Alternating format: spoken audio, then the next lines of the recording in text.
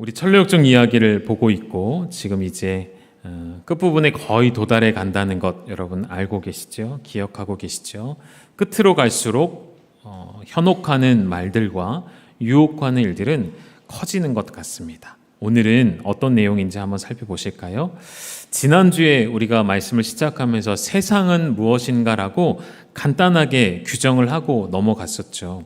그 세상을 오늘 천례역정의 내용에서는 특별한 호칭을 표현을 사용합니다. 뭐라고 하냐면 마법의 땅이다라고 설명을 해요. 마법의 땅. 왜 이렇게 설명을 하는고 하니 이 땅에 들어서는 모든 순례자들이 이 땅에만 들어오면 힘이 없어지고 그리고 졸음이 가득해지기 시작하기 때문이에요. 이 땅에만 들어오면 공기가 무겁게 느껴지고 분위기가 몹시 나른해지는, 그래서 정신을 잃고 깊은 잠에 빠지기가 쉬운 곳, 졸음을 불러 일으키는 곳, 그런 땅으로 세상을 표현하기도 합니다. 그렇습니다, 여러분. 세상에서는 우리가 잠시 생각을 놓치면, 잠시 시선을 놓치면 우리는 세상 한복판에서 깊이 잠들어 다시는 일어나지 못하는 상태에 도달할 수도 있다는 것이죠. 이것을 우리는 신앙적으로 볼 때에 영적인 나태, 그리고 영적인 무관심이라고도 설명할 수가 있겠어요. 우리의 신앙생활의 여정 끝에 혹은 신앙의 말년에 꼭 한 번은 찾아올 유혹이죠. 그리고 시험이죠. 영적으로 둔감해지고 안일하여지고 때로는 자기 만족의 유혹에 넘어지는 일들. 그래서 이러한 세상 가운데 크리스천과 소망이 걸어가면서 자꾸 졸음이 쏟아지니까 잠들까 두려워서 특단의 조치를 하는데, 여러분 어떻게 하는 것이 잠들지 않는 방법일까요? 여러분 혹시 학창시절에 열심히 공부하실 때 막 졸음이 쏟아져 본 기억 없으십니까? 혹은 강의 시간에, 수업 시간에 막 졸음이 쏟아지는데 그 시간만큼은 세상에서 가장 무거운 게 뭐죠? 눈꺼풀. 다 경험이 있으신가 보네요. 이 눈꺼풀이 너무 무거워서 어떻게 할 수가 없는 그런 상태 경험해 보신 적 있지 않으신가요? 크리스천과 소망이 선택하는 이 졸음이 쏟아지는 환경을 피하기 위한 방법은 특별한 일은 아니었어요. 우리가 이미 다 알고 있는 방법인데 그 내용을 오늘 좀 살펴보려고 합니다. 바로 무엇이었냐면 성도의 교제와 거룩한 대화였습니다. 정말 별것 아니죠, 여러분.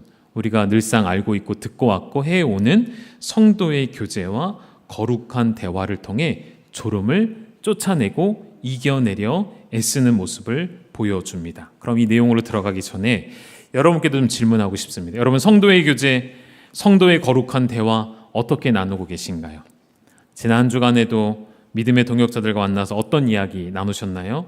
제가 보기를 드릴게요. 이 중에 한번 택해보시죠. 1번 험담, 2번 비방, 3번 비난, 4번 악담.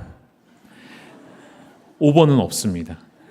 잘 생각해 보면 우리가 종종 만나 대화를 나눌 때 그 주제의 대부분이 누군가를 험담하거나 비난하거나, 왜요? 그가 나에게 이러이러한 잘못을 했으니까요.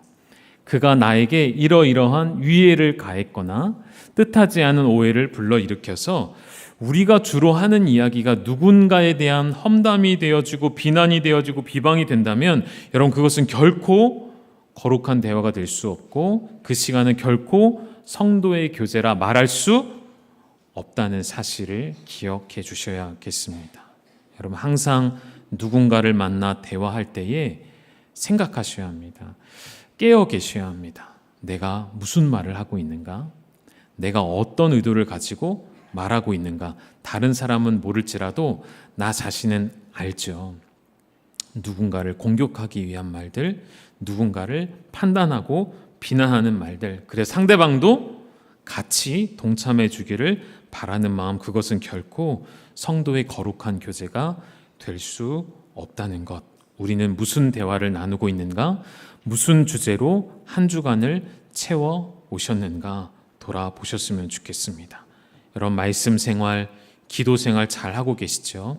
아무리 말씀을 많이 읽고 말씀을 사랑할지라도, 아무리 오랜 시간 깊이 있는 기도를 많이 할지라도 성도의 교제가 온전히 이루어지지 않으면 반쪽짜리 신앙이 될 수밖에 없습니다. 한 걸음 더 나아오십시오. 성도의 교제로 나아오셔야 합니다. 왜냐하면 이러한 거룩한 믿음과 신앙의 대화는 우리를 깨어있게 만들어주는 하나님이 주신 은혜의 수단이 될 수 있기 때문인 것이죠. 영적인 귀하고 거룩한 교제는 서로의 영혼을 지키고 깨워주는 방파제와 같은 것이죠. 원수가 우리에게 파도치듯 졸음을 쏟아 부어줄 때에 그 파도를 막아설 수 있는 것, 홀로 있는 것이 아니라 서로가 서로를 붙들어주는 성도의 교제로 말씀 가운데 함께 기도함으로 서 있는 것, 이것이 진정한 성도의 교제라는 것을 기억하셨으면 좋겠습니다. 최근에도 많은 우리 성도님들과 만나며 교제하며 또 때로는 상담을 하며 이런 이야기를 들었습니다. 마음속에 이제 남는 여러 가지 이야기들인데요. 힘든 시간을 보내오는 지체들이 있죠. 말할 수 없는 힘든 시간들을, 역경을, 고난을, 외로운 시간을 보내오는 지체들이 많이 있습니다. 가정의 문제일 수도 있고, 자녀의 문제일 수도 있고, 우리의 건강의 문제일 수도 있고, 우리의 일과 사업의 문제일 수도 있는데요. 이런 고백을 제가 들었어요. 너무 힘든 시간이었음에도 여기까지 올 수 있었던 것이 내 옆에서 함께 기도해주고 함께 신앙의 울타리가 되어서 지켜주는 동역자들이 있어서 여기까지 견디며 왔습니다라는 고백을 듣고 감사했어요. 한편으로는 염려도 되었지만 한편으로는 감사했습니다. 여러분, 교회 공동체 안에서 여러분이 그러한 신앙의 울타리가 함께 되어주셨으면 좋겠습니다. 결코 홀로 있지 마십시오. 말씀을 가지며 기도하시되 성도의 교제의 장으로 나오셔서 거룩한 대화를 나누는 거룩한 교회 되시기를 주님의 이름으로 축복합니다. 그리스도인과 소망이 이 졸음을 깨기 위해 거룩한 대화를 시작합니다. 제가 붙인 표현이고요. 거룩한 대화라는 것은 성도의 교제를 시작하는데 주고받는 이야기의 내용이 무엇인지를 여러분이 좀 확인하고 이러한 대화를 우리도 성도와 성도가 만날 때 좀 나누셨으면 좋겠어요. 뭐 먹었는지, 어디가 좋은지 이런 거 말고요. 어떠한 은혜가 있었는지, 어떠한 간증이 있었는지, 어떠한 죄 고백이 있었는지, 어떠한 깨달음이 있었는지 이런 이야기들을 많이 나누는 교제가 활성화되었으면 좋겠습니다. 크리스찬과 소망이 나누는 대화들, 질문만 제가 화면에 띄워드릴 거고요. 내용은, 답변은 제가 설명으로 대신하겠습니다. 질문 한번 볼까요? 처음에 이런 질문이 나옵니다. 우리가 성령의 충만함을 경험하고도 여전히 죄를 범하는 이유는 무엇일까요? 이런 대화를 졸음이 쏟아지는 것을 막기 위해 나누기 시작했다는 거예요. 그에 대한 대답은 이렇습니다.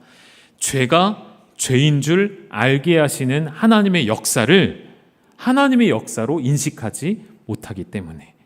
다시 말하면 우리가 죄를 인식하는 것은 굉장히 어려운 일입니다. 대부분의 사람이 스스로 죄인인 것을 깨달을 수가 없거든요. 우리는 스스로 내가 죄인이라고 인정한 사람들이 아니라 하나님이 깨닫게 해주시는 은혜 가운데서 내가 죄인임을 발견하게 된 것이죠. 여러분, 이 사실에 동의하십니까? 반드시 동의하셔야 됩니다. 그래서 우리가 성령의 역사하심 가운데 여전히 죄를 범하는 이유는 하나님께서 나에게 죄를 깨닫게 해주시는데 그것을 내가 인정하지 않고 있다는 사실 때문이라는 거예요. 또 한 가지, 이 죄를 너무나도 사랑하여서 그 무엇보다도 가장 달콤한 것으로 여기고 있기 때문에, 마치 아이들이 너무 맛있는 것을 손에 쥐고 있는데 이게 몸에 너무 해로운 거예요. 근데 아이들이 이것을 손에서 놓을 수 있을까요? 못 놓죠. 빼앗기면 울고 난리가 나겠죠. 마치 그러한 모습처럼 우리가 이 죄가 내 영혼의 죽음으로 연결된다는 사실을 알면서도 이 죄의 달콤함 때문에 이 죄에서 떠나기를 싫어하는 우리의 본성 때문이겠죠. 그리고 또 이렇게 이야기합니다. 옛 친구들에게 이별을 구할 수 없기 때문에 여전히 성령께서 내 안에 역사하심에도 불구하고 이 죄에서 떠날 수가 없어요. 왜요? 이 옛 친구들이라 함은 나에게 늘 육체적 만족을 주는 존재들이니까요.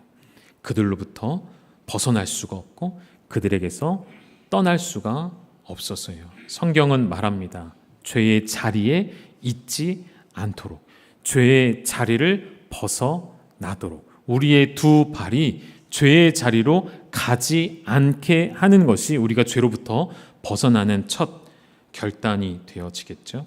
또 이렇게 이야기합니다. 우리가 죄를 범하는 이유는 질책받고 죄책을 받는 시간이 너무나도 고통스럽고 피하고 싶은 시간이기에 그것을 외면한다는 것이죠. 여러분, 누군가가 나의 연약함이나 나의 어떠한 잘못을 지적하면 여러분 어떤 마음이 드시겠어요? 회개하는 마음이 생기기보다는 반항하는 마음이 생깁니다. 자기가 뭔데 나를 판단하고 비난하는가? 나의 연약함인 줄 알면서도 견디기가 어렵죠. 우리는 그렇습니다. 우리 연약함과 우리의 잘못된 점을 누군가가 질책하고 견책하면 그것을 견디기가 어렵죠. 왜요? 그것이 내 안에 있는 연약함의 사실임을 알기 때문에. 다시 말하면 누군가의 그 말로 인하여서 우리가 나의 죄를 직면하게 되는 시간이 찾아오기 때문에 그 시간을 우리는 어떻게든 피하고 싶고 외면하고 싶은 본질적 성질을 가지고 있기 때문인 것이죠. 그래서 끊임없이 우리는 그 죄를 부인하지 않고 죄를 끌어안고 살아가는 존재이기에 성령님의 역사하심에도 불구하고, 성령님의 우리 안에 내주하심에도 불구하고 우리가 또 한켠에서는 죄를 은닉하고 죄를 숨겨두고 아무도 보는 이가 없는 은밀한 시간에 죄를 탐닉하는 우리의 모습을 보인다는 것이죠. 그 다음 질문은 이렇습니다. 그러면 당신은 언제 죄를 인식하게 됩니까? 라는 질문이에요. 그러자 대답이 이렇게 나옵니다. 길을 가다가 선한 사람을 만났을 때, 이걸 좀 우리가 해석을 하면 공동체 안에서 믿음과 신앙의 바른 길을 가고 있는 지체를 보았을 때, 우리 목장 공동체 안에서 믿음의 본이 되어지는 사람을 만났을 때, 그때 내 안에 있는 죄가 보여진다는 것이죠. 그에게 비추어 나의 연약함과 죄가 보여지게 된다는 것이죠. 그럼 사람은 보통 두 가지 반응이 나오겠죠.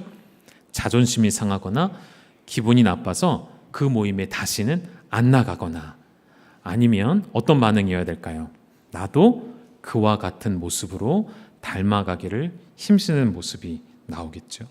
또 언제 죄가 인식이 되어지냐면 성경을 읽는 소리가 들려올 때라고 소망이 답을 합니다. 성경을 읽는 소리가 들려올 때, 저는 우리가 예배 시간에 예배 공동체로 이렇게 모였을 때에 함께 때때로 성경 구절을 찾아서 함께 한 목소리로 읽는 것은 선포하고 선언하는 시간이라고 생각해요. 성경 봉독자가 읽어주시는 그 소리를 들으면서 하나님의 음성으로 듣고 함께 그 말씀에 순종하는 것, 그리고 동시에 내 목소리로 읽고 나 자신에게 선언하고 선포하는 시간이죠. 그래서 이스라엘 백성들의 역사를 보면요, 과거를 보면요, 가장 중요한 시점에 공통적으로 나타나는 모습 중에 하나가, 여러 가지가 있겠지만 그 중에 하나가 하나님의 말씀을 뭐하는 시간이었을까요? 온 백성이 서서 낭독하는 시간이 있었어요. 하나님의 백성을 다시금 낭독하며 그 말씀을 듣고 회개하는 역사들이 이스라엘의 역사 가운데 가장 중요한 분기점이 될 때에는 그런 일들이 항상 나타났다는 것이죠. 올해도 성경 통독이 예정되어 있었습니다. 우리가 코로나 때 시작했던 성경 통독 수련회가 있었습니다. 신약 성경, 모세오경 쭉 읽어오면서 이제 역사서를 읽어야 되는 역사서 양이 방대하거든요. 그래서 어떻게 할까 좀 고민하다가 지금 제가 그렇게 고민을 좀 하고 있습니다. 이걸 특별 새벽성에 좀 녹여냈으면 좋겠는데 어떻게 할까? 역사서의 중요한 부분들을 설교하고 마지막 예배가 끝날 때에는 온 성도가 함께 일어나서 가장 중요한 부분, 각 역사서의 권마다 가장 중요한 부분을 함께 좀 낭독하는 시간을 갖고 기도하면 좋겠다, 이런 생각이 좀 들었어요. 여러분 어떠세요? 싫어도 어쩔 수 없습니다. 그렇게 하려고 지금 마음을 90%, 95% 먹고 준비를 하고 있기 때문에 오히려 여러분 그렇게 기대하는 마음으로 이번 가을 한 달 뒤에 있을 특세에도 좀 참여를 많이 해주시면 감사할 것 같고요. 또 이렇게 이야기하면 죄를 인식할 때는 내 머리가 아프기 시작할 때, 고통이 찾아올 때, 질병이 찾아올 때, 통증이 있을 때 일반적으로 우리는 내가 무엇을 잘못했는가 이런 생각을 하기도 하죠. 또 이렇게도 이야기합니다. 이웃 사람이 병들었다는 소문을 들었을 때, 그리고 누군가가 이웃이 죽음에 이르게 되었을 때에, 누군가 사랑하는 이가 갑작스럽게 세상을 떠나게 되어질 때에, 그래서 이 죽음과 세상의 인문학도 좀 연결시켜 생각해 본다면, 우리가 보통 일반적으로 학문에서 인문학이라 하면 하나님을 대적하거나 하나님을 거부하는 일에 많이 쓰이는 학문이기도 합니다. 그러나 그것은 타락한 인문학을 이야기할 때 말하는 것이고요. 인문학 자체가 인간의 삶을 고찰하고 통찰하는 학문이기 때문에 그 안에 쓰여진 모든 책들은 결국 인간에 관한 것이고, 결국 인문학에 관한 책들에서 가장 많이 다루는 문제는 그럼 뭔지 아십니까? 생과 사의 문제예요. 인간의 존재와 그리고 인간의 존재는 결국 죽음에 이르게 된다는 문제를 반드시 다루죠. 그래서 인문학은 결국 돌고 돌아 죽음에서 멈추게 되어 있어요. 인간의 모든 사고와 인간의 모든 생각들은 죽음이라는 이 두 글자 앞에 멈춰서서 더 앞으로 나아가지 못하는 학문이 되어버릴 수밖에 없다는 것이죠. 그러니까 수많은 사람들이 바쁜 일상 속에서 죽음하고 거리가 먼 것처럼 살아가지만 그렇지 않죠. 죽음은 늘상 우리 주변에 도사리고 있고 항상 우리 앞에 입 벌리고 서 있는 존재이죠. 그래서 여러분, 우리는 죽음을 생각하고 그 죽음의 원인이 되어지는 죄를 항상 인식하는 그리스도인으로 살아가야 한다는 것이죠. 이 정도 질문하고 나니 세 번째 질문이 나왔습니다. 그러면 그러한 당신의 인생을 고치려는 어떠한 노력이 있는가라고 질문했더니 또 소망이 그렇게 답변을 해요. 나는 과거에 악인들에게서, 나쁜 친구들에게서 도망치려고, 벗어나려고 최선을 다했고, 때로는 기도해왔고, 때로는 성경을 읽었고, 때로는 내 죄를 기억하며 눈물을 흘렸고, 때로는 진리를 발견한 기쁨을 가지고 이웃에게 전하는 삶을 살았는데, 그 결과 어떻게 되었는가? 잠시 동안의 평안은 찾아왔지만 이내 내 삶이 다시 고통의 자리로 돌아오더라 라는 자기 고백을 하게 되었습니다. 여러분, 우리의 인생과 유사하지 않습니까? 이 질문들이, 이 고백들이, 이 내용들이 우리와 비슷하지 않습니까? 한때는 은혜를 경험한 것 같은데 지금은 아니게 되어지고, 한때는 기쁨 가운데 머물러 있었으나 이내 고통의 자리로 다시 반복하여 돌아오는 그 이유는 무엇일까요? 마지막 질문이에요. 우리가 왜 다시 고통의 자리로 돌아가게 되어질까요? 성경은 그 사실을 이렇게도 설명합니다. 우리 말씀 찾을게요. 이사야 64장 6절 말씀 같이 읽겠습니다. 시작. 무릇 우리는 다 부정한 자 같아서 우리의 의는 다 더러운 옷 같으며 우리는 다 잎사귀같이 시들므로 우리의 죄악이 바람같이 우리를 몰아가나이다. 아멘. 여기서 우리를 어떠한 존재로 규정하죠? 다 부정한 자 같아서 우리의 모든 의, 우리의 모든 행위, 이 세상의 모든 일을 다 끌어모아도 뭐 같다고요? 다 더러운 옷을 입은 것과 다를 바가 없다는 것이죠. 여러분, 이 말씀처럼요, 우리가 스스로 찾아 입는 의라는 옷은 여전히 더럽습니다. 우리의 눈으로 볼 때 희고 깨끗할지라도 그 본질이 더럽기 때문인 것이죠. 그런 우리에게 오늘 우리가 본문으로 삼은 고린도서 7장 1절이 이렇게 우리에게 명령하고 권면합니다. 그런즉 사랑하는 자들아, 이 약속을 가진 우리는 하나님을 두려워하는 가운데서, 하나님을 항상 인식하고 의식하는 가운데서 거룩함을 온전히 이루고 육과 영의 온갖 더러운 것 자신을 깨끗하게 하라는 말씀을 주십니다. 여기서 우리 자신을 거룩하게 하고 자신을 깨끗하게 한다라는 이 표현이 우리의 율법적 행위를 말하는 것이 아니죠. 우리 갈라디아서 2장 16절을 한번 띄워주시면요, 한 구절 속에서 3번이나 반복해요. 뭘 반복하냐면 율법의 행위로는 안 된다, 율법으로는 의로워질 수 없다라는 것을 3번이나 바울이 반복하는 것처럼 스스로 내세우는 의로는 여전히 더러운 옷을 입고 있는 것과 같아서 행위로는 아무도 구원받을 수 없음을 아는 자들은 이제 이러한 포기가 생기는 거예요. 어떤 포기냐면 설명 중에 이런 내용이 나옵니다. 하나님이 장부를 하나 가지고 계시는데 무슨 장부일까요? 빚 목록이에요. 빚의 목록들. 어떤 빚일까요? 죄의 빚들. 우리가 지은 죄의 목록들이 하나님이 가지고 계신 장부에 낱낱이 다 기록되어 있는 거예요. 우리가 평생 동안 지은 그 죄, 오늘 방금 전 생각으로 지었던 그 죄까지 다 기록이 되어 있다는 것입니다. 그 죄의 목록들을 우리가 아무리 바른 행실로 돌아서고 아무리 회개한다 할지라도 그 죄의 목록들을 다 지울 수가 없다는 것이죠. 어제까지 최선을 다해 거룩한 삶을 살아왔지만 오늘 단 한 번 하나님의 말씀을 어기면, 그 규정을 어기면, 하나님의 법과 질서에서 벗어나면 여전히 지옥에 갈 수밖에 없는 우리의 인생의 결론은, 그래서 결국 나는 두 손을 들고 항복할 수밖에 없는 상태. 나는 내 인생을 어찌해야 할지 알 수 없습니다라는 결론에 도달하는 것이 정상이라는 것이죠. 그런 우리에게 유일하게 우리가 거룩함으로 옷 입고 나 자신을 깨끗하게 할 수 있는 유일한 방법을 하나님 우리에게 가르쳐 주셨어요. 다시 말씀으로 확인할까요? 고린도후서 5장 21절입니다. 함께 읽겠습니다. 시작. 하나님이 죄를 알지도 못하신 이를 우리를 대신하여 죄로 삼으신 것은 우리로 하여금 그 안에서 하나님의 의가 되게 하려 하심이라. 아멘. 여러분, 온 세상의 의로움을 다 끌어다 모아도 그 구원 앞에 내밀 수 없는 그런 존재인 우리가 죄를 알지도 못하시는 분이 죄가 되어주심으로 말미암아 우리가 그분의 의로움을 덧입음으로 말미암아 우리는 구원에 이르게 된 아주 쉬운 방법인 거예요. 우리 편에서는 아주 쉬운 방법이 된 것이죠.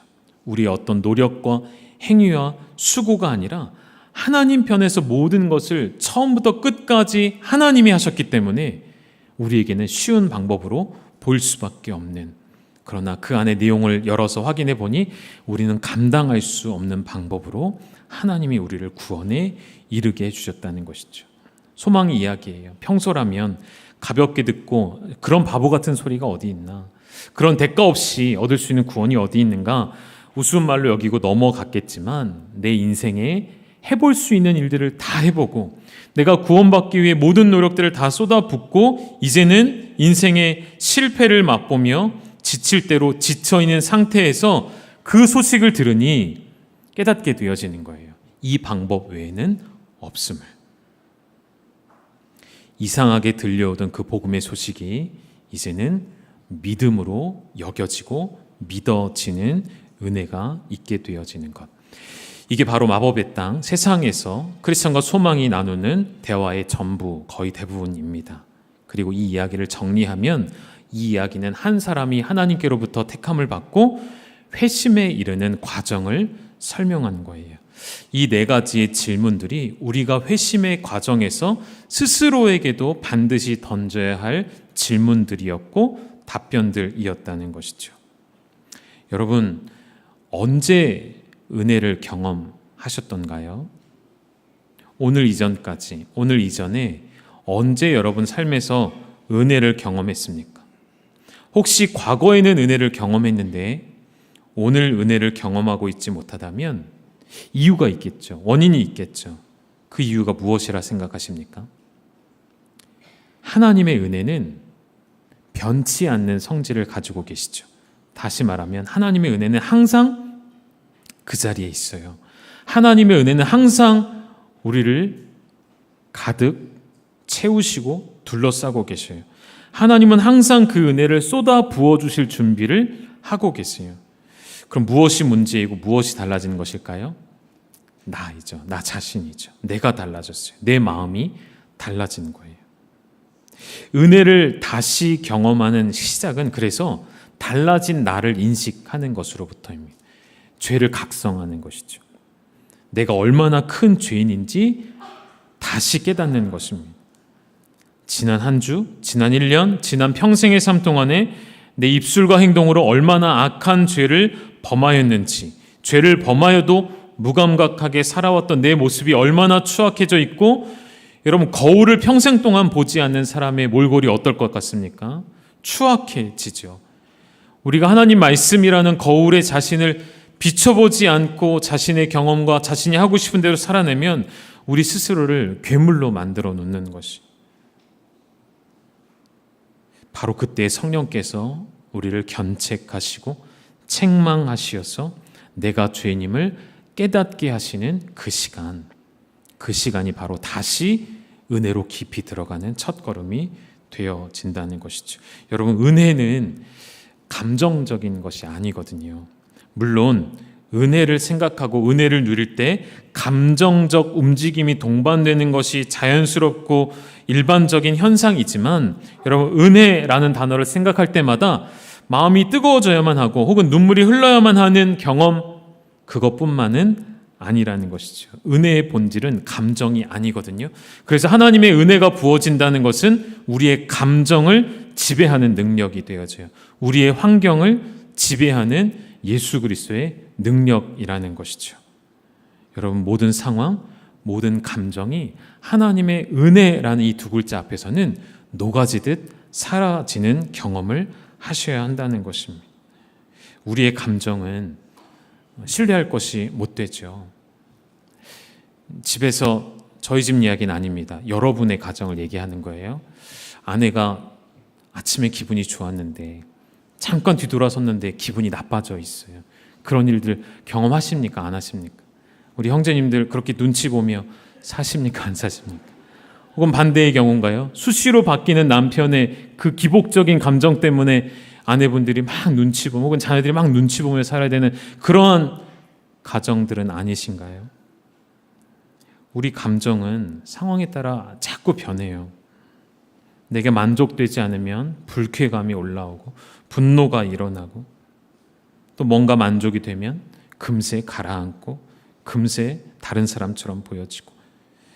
은혜는 감정이 아니라는 것을 기억하셨으면 좋겠습니다. 만일 은혜가 감정적 요소라면 하나님의 감정을 따라 우리는 죽게 될 수밖에 없어요. 결코 구원받을 수 없는 존재가 되겠죠. 그러나 하나님은 그 은혜를 감정적으로 우리에게 주시는 것이 아니라 율법을 완성하시는 당신의 의로서 변치 않는 진리로서 우리에게 쏟아 부어 주셨다는 사실을 기억하셔야 합니다. 그래서 우리는 그 은혜를 알고 그 지식을 알아가는 데 자라가셔야 합니다. 베드로서 3장 18절 말씀 같이 읽으실까요? 시작. 오직 우리 주 곧 구주 예수 그리스도의 은혜와 그를 아는 지식에서 자라가라. 영광이 이제와 영원한 날까지 그에게 있을지어다. 아멘. 그리스도를 아는 그 은혜와 지식, 이렇게 표시를 해놨거든요. 여러분, 은혜와 지식에서 어떻게 하라고요? 자라가라 했습니다. 자라가라. 자라간다는 게 무슨 말일까요? 쉽게 얘기하면 성장하고 크는 거죠. 어린아이가 크는 것처럼요. 자라가는 것. 이전에 넘어졌던 과정에서, 이전에 넘어졌던 길, 험하고 장애물이 많으니까 자꾸 넘어지는 그 일에 이 아이가 자라고 성장하면 어떻게 될까요? 똑같은 일에도 이제는 넘어지지 않아요. 변화가 일어나는 거예요. 믿음과 육체와 마음과 영혼의 성장이 일어나서 그 하나님의 은혜가 무엇인지를 온전히 깨닫고 그 지식에 자라가서 이제는 똑같은 시험이 와도, 오히려 더 큰 시험이 와도 이제는 넘어지지 않는 자람과 성장이 있는 것이죠. 작은 배에 비유를 한다면, 여러분 작은 배를 가지고 태평양이나 대서양을 횡단할 수 있을까요? 그것은 목숨을 거는 미련한 일이 되겠죠. 작은 배는 큰 파도를 견딜 수 있는 힘이 없습니다. 그럼 어떻게 해야 될까요? 큰 바다를 건너려면 배도 커져야겠죠. 그 큰 파도를 견딜 수 있는 힘과 안전성과 균형을 이루는 크고 튼튼한 배로 자라가야 하는 것처럼요.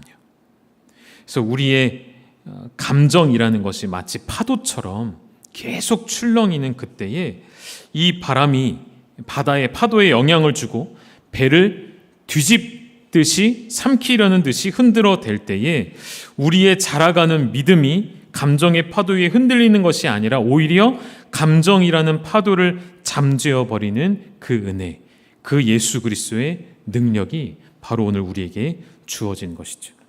그 큰 바다에 폭풍우가 찾아오고 흔들릴 때에도 그 배가 튼튼한 그 영혼의 닻을 내리고 있으면 그 배는 결코 떠내려가지 않죠. 파도에 휩쓸리지 않는 것처럼요. 사랑하는 여러분, 예수 그리스도의 은혜와 그를 아는 지식에 하루하루 자라가시며 하루하루 성장하시기를 주님의 이름으로 축원드립니다. 은혜를 이야기하는 이유는 은혜와 회심이 하나로 묶여 있기 때문이에요. 회심이라는 것이, 회개라는 것이 내가 이제부터는 다르게 살아야겠다라는 단순한 결심을 말하는 것이 아니죠. 회심이야말로 하나님의 은혜를 깨닫게 되어질 때에 일어나는 우리의 영혼의 자연적인 현상인 것이죠. 그 은혜를 깨닫고 나니 내 삶의 방향이 바뀌어지는 거예요. 아주 단적인 예를 하나 들고 말씀을 마칠까요? 예수님 앞에 섰던 삭개오를 생각하십시오. 삭개오가 어떤 사람이었습니까? 예수님 만나기 전까지 그에게 인생이 가장 중요한 것은요, 명예도 아니고요, 가족도 아니고요, 뭐였을까요? 오로지 돈이었습니다. 물질, 이것만이 나에게 위안이 되고 이것만이 나에게 위로가 되어져서 사람들에게 손가락질을 당하면서도 끝까지 끌어모으는 것이 그의 재산이고 재물이고 물질이었습니다. 그런 그가 예수님을 만나죠. 예수님이 그에게 뭐라고 하셨죠? 삭개오야, 내려와라. 내가 오늘 너의 집에 유하여야겠다. 내가 너의 집에 머물러야겠다라는 그 말씀을 듣는 순간 그가 뛰어내려와 주님을 영접하죠. 그 은혜를 입게 되어지고 나니, 예수님의 택함의 은혜를 입고 나니 그가 예수님이 시키지 않아도 어떤 일을 합니까? 그가 가장 사랑하는 물질을 나누어 주게 됩니다. 이때까지 속여서 남의 것을 취해왔던 것을 몇 배로 갚겠다 결단을 하게 되어집니다. 여러분, 그것이 삭개오의 행동의 단순한 변화가 아니었고요, 단순한 이젠 달라져야지 하는 결단이 아니라요, 예수님의 은혜를 입고 예수님의 은혜에 압도되어지면 그의 마음이 바뀌어지고 삶이 바뀌어지고 삶의 방향과 목적이 변화되어지는 열매를 맺게 되기 때문입니다. 여러분, 진정한 회심의 결과는 방향이 바뀌는 것이죠. 어떠한 방향으로요? 오직 하나님의 영광을 위한 삶으로요. 하나님 나라를 위한 헌신으로요. 어떻게 하면 하나님의 나라가 이 땅에 오시도록 그 길을 예비하는 삶을 살아낼 것인가. 우리의 모든 초점이 여기에 맞춰져야 한다는 것이죠. 그때 우리는 고백하게 되는 거예요. 다른 우리 입술에 무엇이 필요하고 무엇이 어렵고 이런 고백들이 사라지고 하나님의 은혜로 충만하여져서 우리가 우리 안에 회심이 온전히 일어나게 되어지면 딱 한 가지 고백만 남게 되는 거예요. 내가 주님을 더 사랑하기를 원합니다. 이것이 우리의 최종적인 기도 제목이 되어야 하지 않을까요? 오늘 여러분의 모든 삶의 고백이 이 귀한 믿음의 고백으로 주님을 더 사랑합니다. 주님을 더 원합니다. 내 속에 있는 갈망이 주님을 더 만나기를, 주님을 더 사랑하기를, 그러한 기도 제목으로 바뀌어지는 여러분의 복된 인생이 되시기를 축원드립니다. 같이 우리 찬양하시면서 우리의 믿음을 고백하시겠습니다.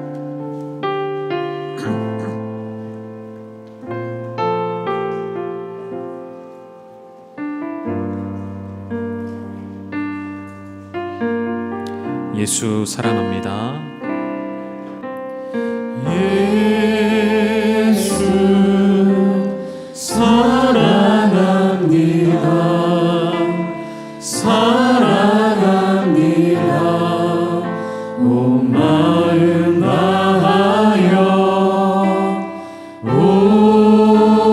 오직 주님 한 분만 간절히 더 원합니다. 예수 사랑합니다. 예수 사랑합니다. 사랑합니다. 온 마음 다하여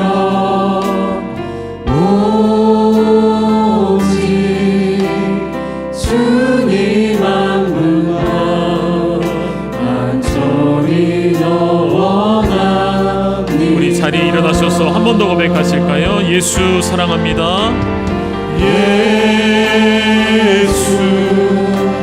사랑합니다. 사랑합니다. 온 마음 다하여 오직 주님만만 간절히 더 원합니다. 넘쳐나네 넘쳐나네 넘쳐나네 주를 향한 내 속에 갈망이 주님께로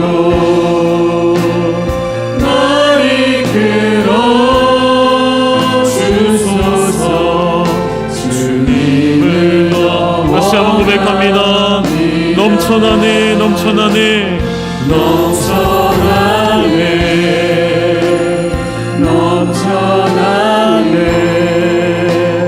주를 향한 내 속에 갈망이 주님께로 날 이끌어 주소서. 주님을 더 우리 앞에 한 번만 더 고백하실까요? 예수 사랑합니다. 예수 사랑합니다. 사랑합니다. 우리 전심으로 온 마음을 다해 고백하기를 원합니다. 오직 오직 주님만만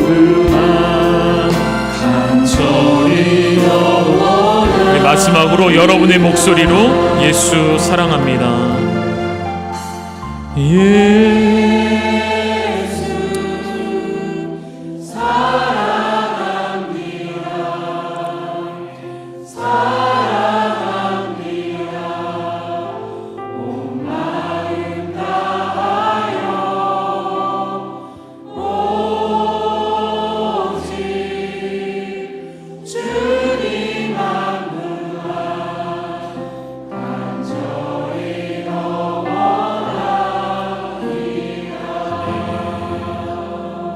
아멘. 그 고백대로 함께 기도하실까요? 주님을 더 원하지 않고 세상의 다른 것을 더 간구했던 나의 마음을 다시 돌이키실 때가 되었습니다. 진정한 회심의 결과는 방향을 바꾸어 오직 하나님의 영광만을 위한 삶이라 우리가 함께 고백하고 결단하고 아멘으로 반응하셨습니다. 하나님 나라를 위해 헌신이 내 안에 일어나는 것, 그 변화, 주님을 더 원한다는 그 고백, 주님만 사랑하기를 원한다는 그 고백, 하나님 내게 거부할 수 없는 은혜를 주시었으니 그 은혜로 말미암아 내 영혼이 온전히 회개하였사오니 이제는 주님을 위하여 살아가게 하여 주옵소서. 우리 시간 주 이름 부르시고 통성으로 기도하시겠습니다. 주여 넘쳐나네 하나님 앞에 결단하며 주를 향한 내 속에 갈망이 이제 다시금 하나님의 영광을 위한 삶, 하나님 나라의 영광을 위한 삶으로 그를 위한 헌신을 위한 삶으로 나아가게 하여 주시옵소서. 주님을 더 원하며 주님만을 더 사랑합니다. 주님만을 더 간절히 찾으며 원하는 하나님의 백성들에게 이 시간 찾아와 주시옵소서. 변치 않는 은혜를 허락하여 주시고 하나님의 쏟아부어주시는 그 은혜를 누리게 하여 주시옵소서. 갈망이 주님께로 날 이끌어 주소서. 주님을 더 원합니다.